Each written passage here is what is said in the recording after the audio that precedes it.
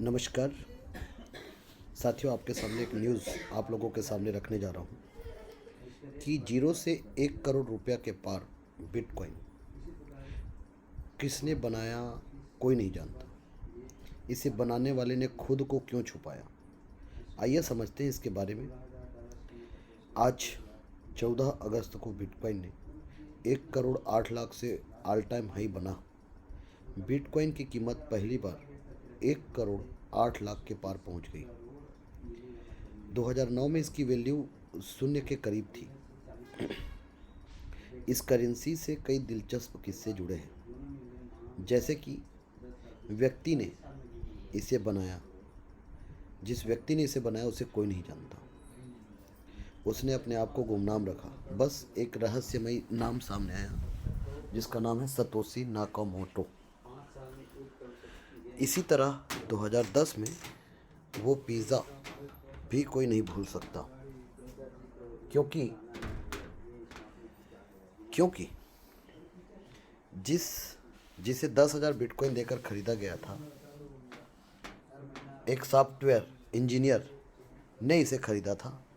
अगर वो इंजीनियर उस समय ये पिज़्ज़ा नहीं खरीदता तो और ये बिटकॉइन अपने पास रखता तो इन बिटकॉइन की कीमत 10,000 करोड़ से ज़्यादा होता। यानी अगर एक पिज़्ज़ा में 6 स्लाइस हैं, उसके 6 हिस्से हैं, तो 2 पिज़्ज़ा के हिसाब से एक स्लाइस की कीमत 833 करोड़ है। यहाँ हम 5 चैप्टर में बिटकॉइन की दिलचस्प कहानी के बारे में बात करेंगे। और ये 14 अगस्त को 51 लाख का था 2024 में, और 14 अगस्त 2025 में इसका कीमत 1 करोड़ 8 लाख है। और ये 107% ग्रोथ किया है। एटलीस्ट बिटकॉइन का शुरुआत सन 2008 में हुआ था। दुनिया भर में आर्थिक संकट अपने चरम पर था। उस वक्त बैंक और सरकारों पर लोगों का भरोसा डगमगा रहा था। लोग बैंकों और सेंट्रल बैंकों के फैसलों और व्यवस्था से नाराज थे। बैंकों की गलत नीतियों की वजह से लोग अपनी जमा पूंजी खो रहे थे। इसी माहौल में खुद को सतोशी नाकामोटो कहने वाले एक गुमनाम शख्स ने एक नई तरह की डिजिटल करेंसी का कॉन्सेप्ट पेपर पेश किया। इसमें उन्होंने डिटेल बताया। जी हाँ, उन्होंने डिटेल बताया था कि कैसे एक ऐसी करेंसी बनाया जाए सकती है जो बिना किसी बैंक और सरकार के दखल में के काम करे। फिर 3 जनवरी 2009 को बिटकॉइन का पहला ब्लॉक, जिसे जेनेसिस ब्लॉक बनाया गया। यहीं से बिटकॉइन का शुरुआत हुआ। बिटकॉइन का मकसद एक ऐसी करेंसी देना था जो डिसेंट्रलाइज हो, मतलब व्यक्ति के हाथ में कंट्रोल ना हो, पद्धति के हाथ में कंट्रोल हो, यानी जिस पर किसी एक संस्था का कंट्रोल ना हो। 2008 में क्राइसिस अमेरिका के हाउसिंग बबल से शुरू हुआ था। बैंकों ने बिना सोचे समझे होम लोन बांटे जो लोग चुकाने में सक्षम नहीं थे।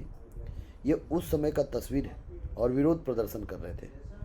तो पहला चीज़, आपको पहला चैप्टर क्लियर होगा। दूसरा चैप्टर, पहला ट्रांजैक्शन। 22 मई 2010 के दिन लाज़लो हेनियेज नाम के फ्लोरिडा बेस्ड एक प्रोग्रामर ने बिटकॉइन फोरम पर एक पोस्ट डाली और उसमें लिखा, मैं 10,000 बिटकॉइन देकर 2 पिज़्ज़ा खरीदना चाहता हूँ।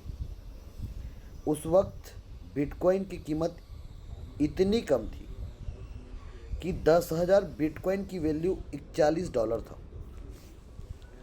अब 10,000 बिटकॉइन का वैल्यू यदि $41 है तो आप सोच सकते हैं कि कितना कम था। लाज़लो की पोस्ट पर जेरेमी स्टर्डीवेंट नाम के एक शख्स ने जवाब दिया जेरेमी जेरेमी ने पापा जॉन से 2 पिज़्ज़ा ऑर्डर किए और लाज़लो के पते पर डिलीवर करवाए। आप सोच लीजिए, 10,000 बिटकॉइन भेजे। ये बिटकॉइन का पहला रियल वर्ल्ड ट्रांजैक्शन था, पहला। उसके बाद इसे बिटकॉइन पिज़्ज़ा डे के रूप में आज के डेट में जाना जाता है। आप सोच सकते हैं, है ना? तो ये ट्रांजैक्शन पहला ट्रांजैक्शन था और बिटकॉइन पिज़्ज़ा डे के नाम से इसे जाना जाता है। उस वक्त किसी को नहीं पता था कि बिटकॉइन की कीमत भविष्य में आसमान छुएगी। आज एक बिटकॉइन का कीमत 1 करोड़ 8 लाख के पार पहुंच चुका है। हाँ, रही बात बिटकॉइन पिज़्ज़ा डे, तो यही वो पिज़्ज़ा है, ये 2 पिज़्ज़ा जिसका कीमत आज 10,000 करोड़ से ज़्यादा है। जी हाँ साथियों, ये वही इमेज है।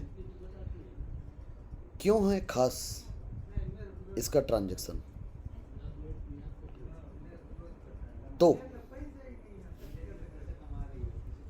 ये पहला मौका था जब बिटकॉइन को किसी फिजिकल आइटम यानी पिज़्ज़ा के रूप में इस्तेमाल किया गया। ऐसे में सबसे पहले पता चला कि बिटकॉइन सिर्फ डिजिटल कोड नहीं बल्कि असल में पैसे की तरह काम कर सकता है। आज के हिसाब से 10,000 बिटकॉइन की कीमत 10,000 करोड़ से ज़्यादा है। लोग मजाक में कहते हैं कि दुनिया के सबसे महंगा पिज़्ज़ा थे ये। हाँ, चैप्टर 3 में गुमनाम फाउंडर। बिटकॉइन के फाउंडर कौन है किसी को नहीं पता। बस एक रहस्य है जो सामने आया है, सतोशी नाकामोटो। कोई नहीं जानता कि यह शख्स था, कोई ग्रुप था या बस एक नाम। 2008 में सतोशी ने एक ऑनलाइन क्रिप्टोग्राफी मेलिंग लिस्ट पर एक वाइट पेपर पोस्ट किया था जिसका टाइटल था बिटकॉइन या peer to peer cash, electronic cash system. ये वो पहला मौका था जब किसी ने सतोशी नाम को सुना था। जनवरी 2009 में सतोशी के बिटकॉइन का पहला सॉफ्टवेयर रिलीज किया गया। ये नेटवर्क शुरू किया। उन्होंने खुद पहला बिटकॉइन ब्लॉक माइन किया। सतोशी फोरम्स पर एक्टिवेट रहे, डेवलपर्स के साथ बात किया, बिटकॉइन को बेहतर बनाने के लिए सुझाव देते। लेकिन फिर 2011 में वो अचानक गायब हो गए। एक आखिरी ईमेल में उन्होंने लिखा, अब मैं दूसरी चीज़ों पर काम कर रहा हूँ, बिटकॉइन अच्छे हाथों में। आज तक कोई नहीं जानता कि सतोशी नाकामोटो कौन थे। कुछ का मानना है कि वो एक जापानी प्रोग्रामर थे, तो कुछ कहते हैं कि ये कई लोगों का ग्रुप था। उनके वॉलेट में करीब 10 लाख बिटकॉइन हैं जो आज अरबों डॉलर के हैं, लेकिन वो कभी भी इसे हाथ नहीं लगाए हैं, वो आज भी रखे हुए हैं। उनके यादगार के लिए हंगरी में बुड्ढा पोस्ट पर एक ग्राफिक सॉफ्टवेयर पार्क में सतोशी नाकामोटो की एक मूर्ति लगा हुआ है। ये मूर्ति उस अनजान शख्स को सम्मान देने के लिए जिसने बिटकॉइन और इसके पीछे की ब्लॉकचेन टेक्नोलॉजी को बनाया है। सतोशी की गुमनामी ने बिटकॉइन को और भी रहस्यमय बना दिया, लेकिन उनकी बनाई ब्लॉकचेन टेक्नोलॉजी ने दुनिया बदल दी। उनकी गुमनामी की 3 बड़ी वजह हो सकता है। पहला वजह, सिक्योरिटी की चिंता। सतोशी ने बिटकॉइन को एक ऐसे करेंसी के तौर पर बनाया जो सरकारों और बैंकों के कंट्रोल से बाहर है। यह सिस्टम दुनिया की फाइनेंशियल व्यवस्था को चुनौती देने वाला है। अगर सतोशी अपनी असल पहचान बताते तो कई देश की सरकार या सेंट्रल बैंक सतोशी के पीछे पड़ सकते थे, उन्हें मारने या गिरफ्तार करने की कोशिश कर सकते थे। माना जाता है कि सतोशी के पास करीब 10 लाख बिटकॉइन। जी हाँ साथियों, अगर उनकी पहचान सामने आती तो अपराधी उन्हें निशाना बना सकते थे। तो ये पहला कारण। दूसरा कारण डिसेंट्रलाइज की मंशा। एक थ्योरी ये भी है कि सतोशी बिटकॉइन को डिसेंट्रलाइज रखना चाहते थे। मतलब यदि यानी सरकार, बैंक, यहाँ तक कि खुद के कंट्रोल से भी बाहर, अगर वो अपनी पहचान बताते तो बिटकॉइन का फेस वो बन जाते। ऐसे में लोग बिटकॉइन को उनके नाम से जोड़ने लगते। उनकी हर बात को बिटकॉइन की दिशा तय करने वाला माना जाता, जो उसके मूल विचार के खिलाफ थे। सतोशी चाहते थे कि बिटकॉइन कम्युनिटी खुद इसे आगे बढ़ाए। साजिशों और अटकलों से बचना।